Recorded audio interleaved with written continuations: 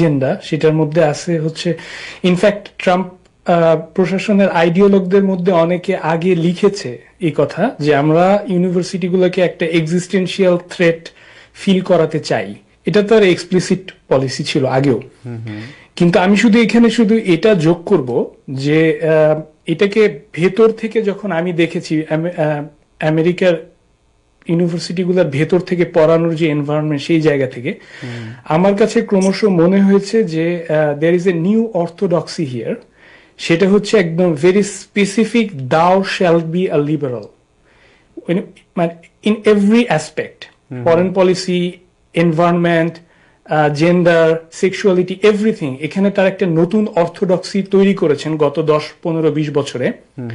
এবং এডুকেশনের যে মেইন স্পিরিট, যেটা হচ্ছে সিকিং ট্রুথ, এবং সেখানে হচ্ছে আপনার একরকমের ক্রিটিক্যাল থিঙ্কিং, রিভিউ, পিয়ার রিভিউর মধ্যে দিয়ে যেভাবে একটা চিন্তা দানা বাঁধে এবং সেটা ক্রিটিক করে থিসিস সিনথেসিস হয়, সেটার এনভায়রনমেন্ট ক্রমেই সংকুচিত হতে আমি কিন্তু দেখেছি। এবং সেটা কিন্তু আমি বলবো লিবারাল সাইড থেকে। আমার কলিগদেরকে আমি এখানে পুরোপুরি ক্লিন স্লেট দিতে পারছি না।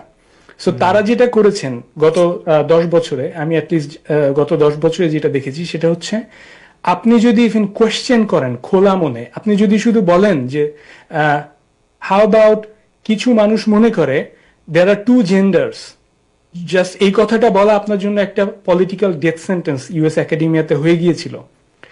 এবং সেটা যদি আপনার আমেরিকান যে পপুলেশন এবং কনস্টিটুয়েন্সি সেটাকে রিপ্রেজেন্ট না করে, যদি আপনি স্টেট ফান্ডেড একটা ইনস্টিটিউশন হন, আমি যেরকম ইউনিভার্সিটি অফ কেন্টাকিতে, একটা রেড, প্রিডোমিনেন্টলি রেড স্টেটে আপনি একটা ফ্ল্যাগশিপ স্টেট ইউনিভার্সিটি, কিন্তু আপনি এখানে যারা বিশ্বাস করে যে God has created two genders, আপনি তাদেরকে ক্লাসে কোনো সুযোগই দেবেন না, সেই রকমের একরকমের অথরিটেরিয়ান নিউ অর্থোডক্সি কিন্তু আমরা দেখেছি।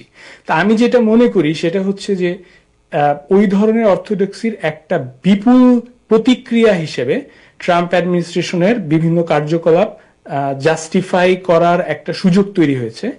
আমি মনে করি যে এই সুযোগটা একাডেমিয়া না দিলেও পারতো, বরং তারা যে অরিজিনাল স্পিরিট অফ যেটা ক্লাসিক্যাল সেন্সে লিবারালিজম, সেটা ধরে রাখতে পারতো। এবং আমি এই ইউনিভার্সিটিগুলো আলোচনার মধ্যে আমার খুব মনে পড়ছিল একজন ব্ল্যাক হিস্টোরিয়ান এবং অ্যাক্টিভিস্টের কথা, যার নাম হচ্ছে থমাস সোয়েল, যিনি হার্ভার্ডে পড়েছেন, কলম্বিয়াতে পড়েছেন এবং ইউনিভার্সিটি অফ শিকাগোতে পড়েছেন। তিনি কিন্তু অনেকগুলো পয়েন্টে ডিসএগ্রিমেন্ট উল্লেখ করেছেন, যেমন মেরিটোক্রেসির ক্ষেত্রে ডিআই কিভাবে অন্তরায় হয়, কিভাবে ডিআই একরকমের প্যাটার্নালিজমের বা স্টিগম্যাটাইজেশনের পুনরুৎপাদন করে, পোলারাইজেশন করে।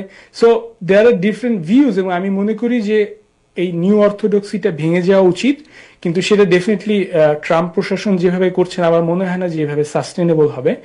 বাট এই পুরো সিচুয়েশনের জন্য আমি আমার কলিগদেরকে পুরোপুরি দায় মুক্তি দিতে আগ্রহী না। Thank you so